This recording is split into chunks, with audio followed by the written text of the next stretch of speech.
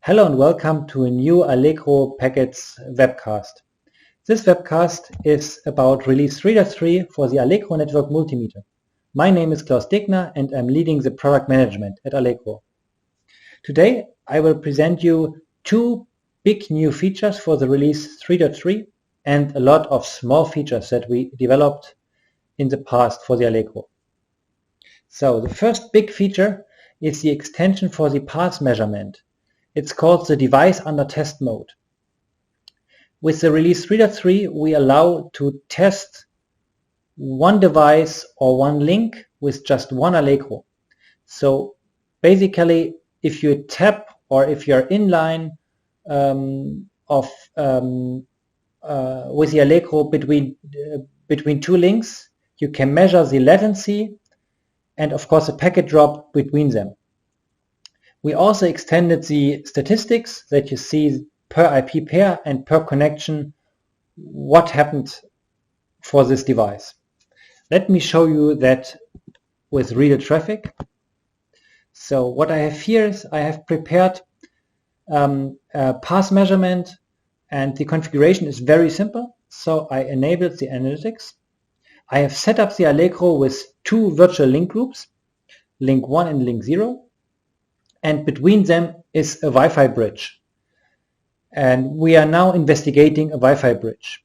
I have also activated the latency measurement per IP address. And now we can look, when we go to the measurement, what is the quality of the Wi-Fi link. So we see right now we have a latency of roughly 1 millisecond per direction.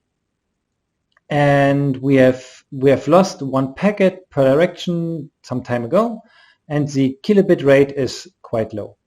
So let me generate some traffic on that bridge, which is quite easy because I just start a capture behind that bridge. And now we can see what will happen if the monitoring packet rate goes up to, in this case, 40 megabit.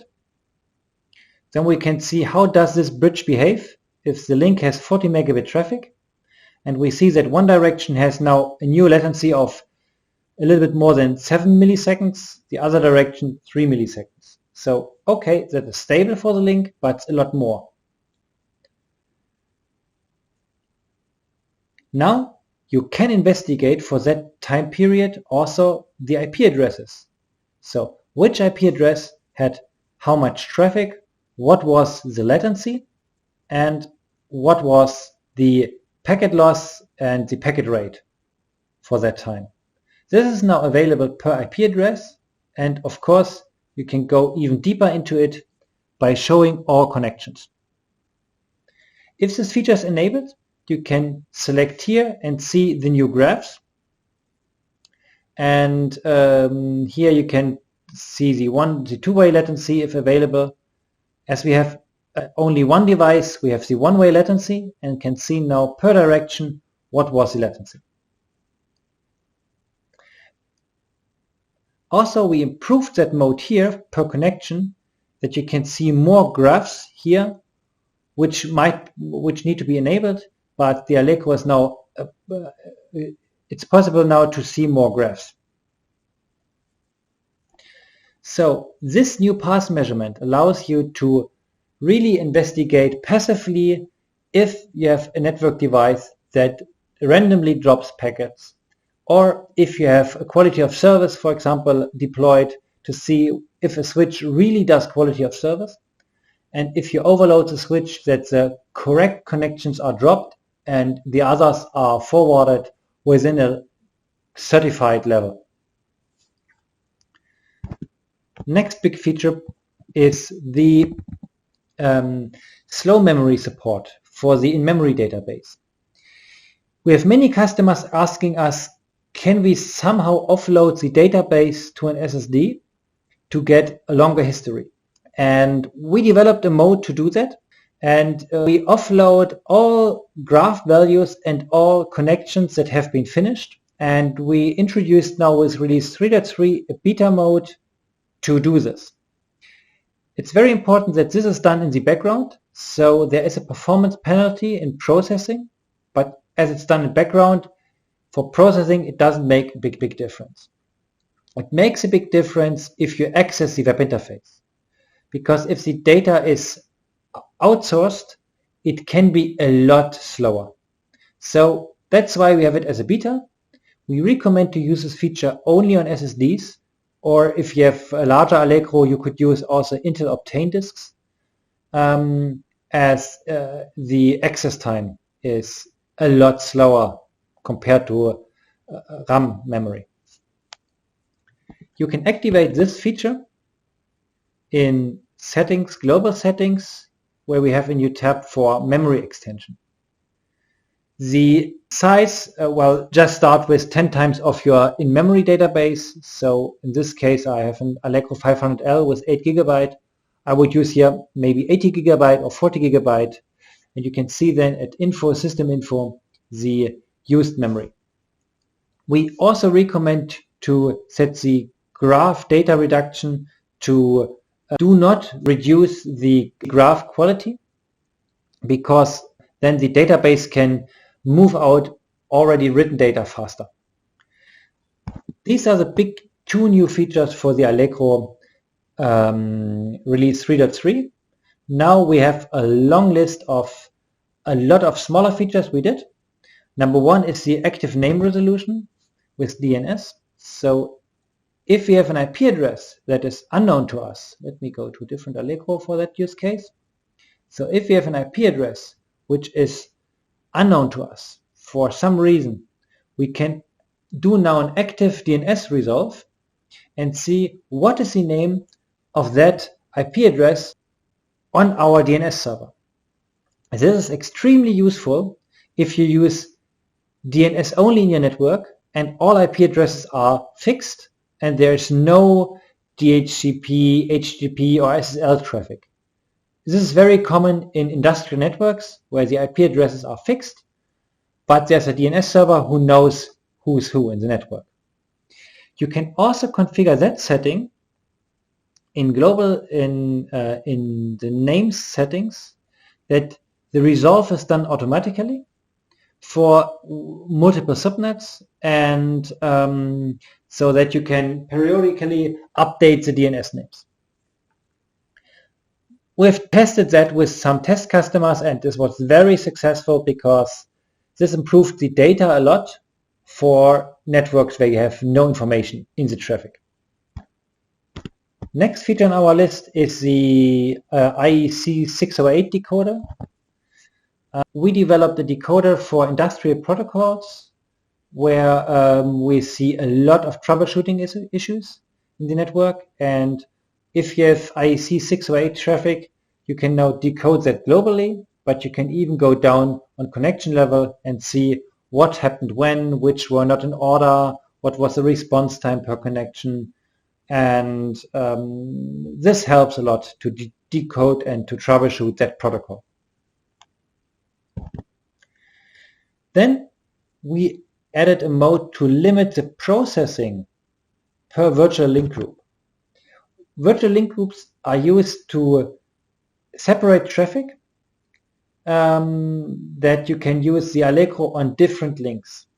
We've seen now customer installations where the customer would like to investigate only one link very deep, so until layer 7, and another link he would like to capture it just. So we enhance the virtual link group that if you have a group, you can just say, okay, that's my maximum level I would like to analyze. And so there's a global value, plus there is a per virtual link value, and that allows you to use one Allegro for multiple links for multiple use cases. And that makes it a lot easier to deploy and then investigate a small link plus record a large link.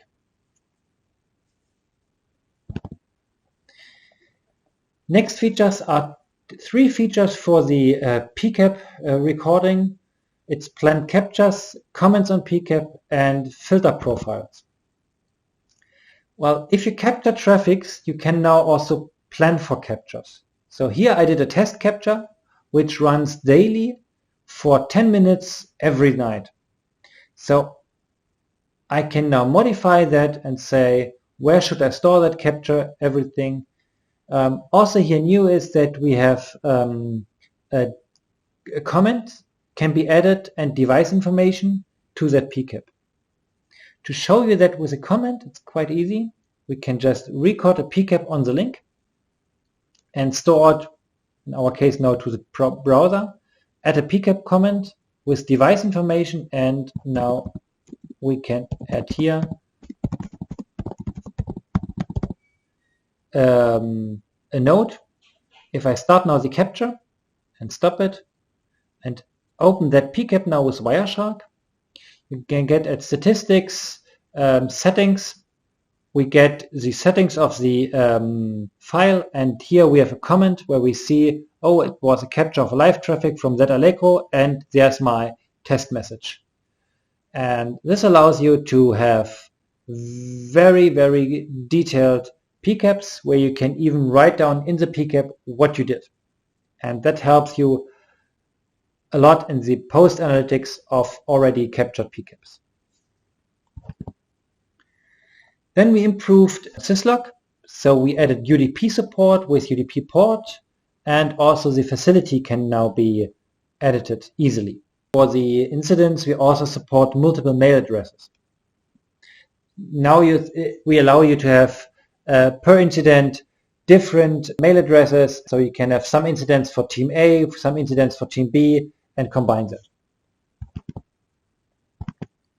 So next slide. We also added a few new ring buffer rules for the VLAN group none and any. Let me show you that because it's easy to show. We have the packet ring buffer. If we add here a rule, we had a VLAN rule before for the outer VLAN tag. What's new is that we can have now no VLAN or any VLAN group. That helps that you have, if you would, for example, record any VLAN, or you would have a snapshot rule on any VLAN traffic, you can do that now. Opposite is you have no VLAN, you can do that now too. Okay, next item is here too. It is to have a filter rule for calls on SIP. There's a very specific use case for that. And that is, you have an Allegro running in a network where you are not allowed to record SIP traffic except, for example, generated SIP traffic or very specific numbers.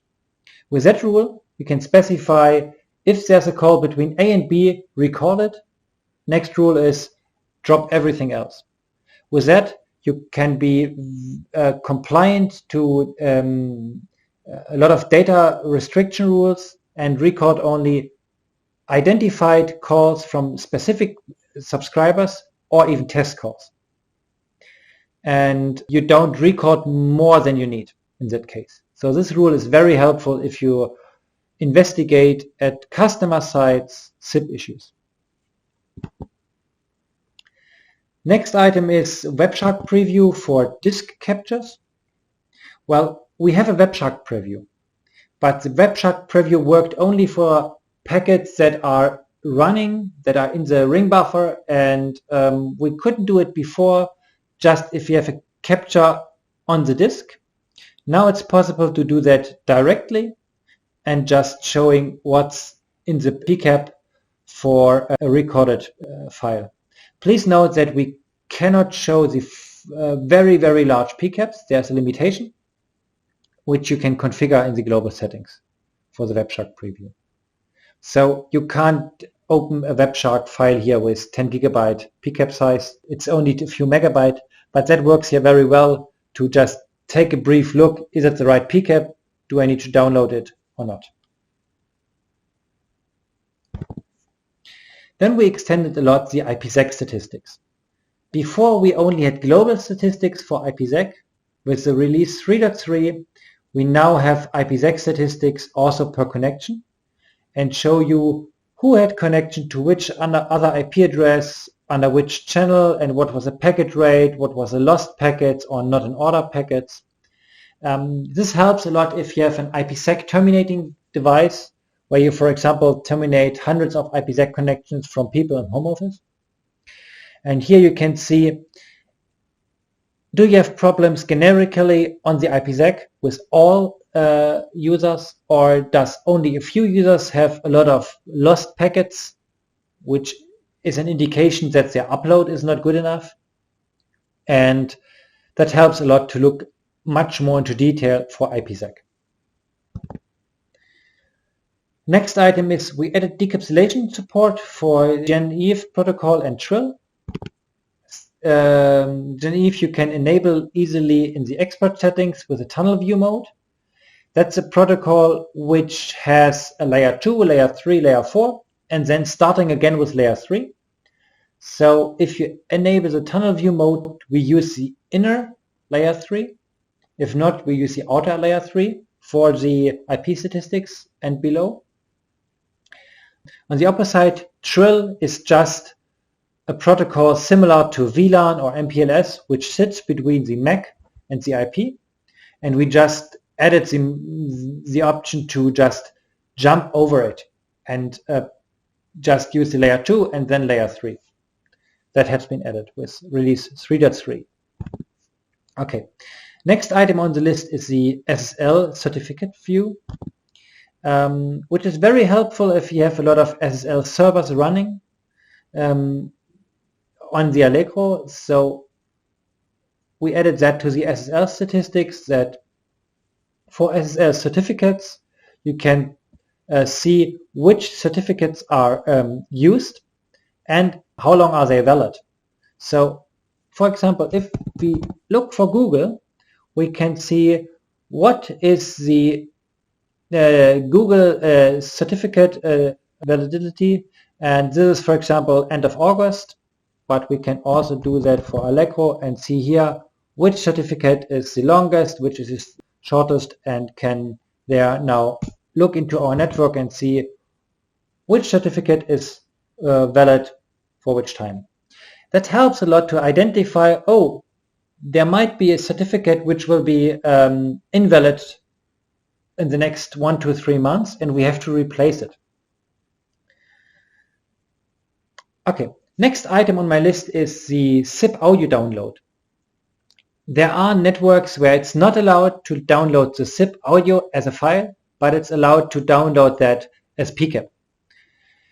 So we add a mode that the admin can disable the SIP audio buttons, and the users cannot easily listen to the audio. Again, if you don't have the pcap with content on the ring buffer, then you also cannot decode the RTP information, and then you don't have the user audio. Next item is we improved the packet queuing with the Allegro 3.3. We had on very few customer installations, we had some problems with extreme network bursts, where we saw, for example, a synthetic generated 10 gigabit or 40 gigabit test traffic, which a burst size that was so big that the Allegro couldn't buffer it. So we added with release 3.3 an expert mode where you can configure the ingress packet memory. For most users, the default configuration is good. Only if you have very high speed bursts, then we would recommend to increase the packet memory and just to buffer more packets in case of a burst and the Allegro cannot process it immediately. This mode, we changed a lot of algorithms in the Allegro, and we could replace the old overcommit mode with it. And the new algorithms are a lot better than the old called overcommit mode for the internal queuing. So this mode is now deprecated and this new mode is a lot better. So whenever you have very high bursts, it's now no problem for the Allegro to buffer it. Last item on my list is Avaya SIP support. We added, for Avaya specific items, we added support, and this is now very easy to see that we have new fields in the SIP entries. Of course, we fixed a lot of small bugs. You can look at the release notes and see that we changed a lot of small items too, and which is normal for each release for us. Thank you very much for watching this video. If you would like to get in touch with us, use support at allegro-packets.com, and if you have any idea, if you have bugs, please come back to us and report. Thanks a lot.